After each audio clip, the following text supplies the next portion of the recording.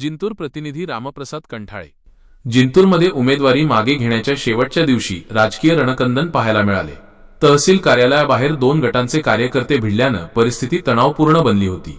थोडक्यात काय घडले? कारण उमेदवारी अर्ज मागे घेण्यावरून झालेली ओढाताण आणि एकमेकांवरील दबावतंत्र। राडा फॉर्म काढण्याचा शेवटचा दिवस आहे। आज राष्ट्रवादी काँग्रेसच्या लोकांनी भोगाव आणि वझर येथील आमच्या उमेदवारांवर दाबदडप करून त्यांच्याकडून जबरदस्तीनं फॉर्म काढून घेतलेले आहेत।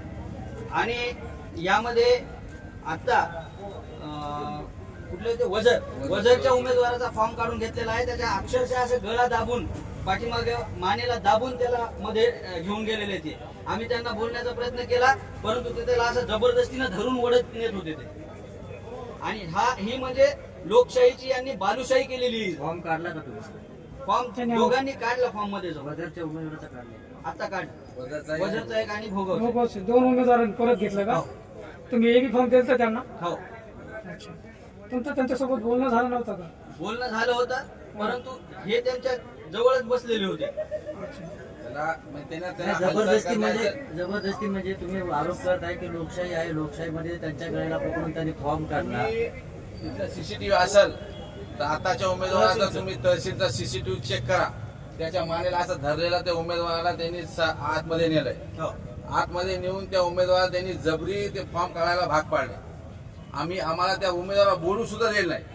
जेव्हा आम्ही बोलायला गेलो तर आमच्या अंगावर 4-5 लोक धावून आलेत। त्याचं मी तुम्ही सीसीटीव्ही फुटेज बघू शकता।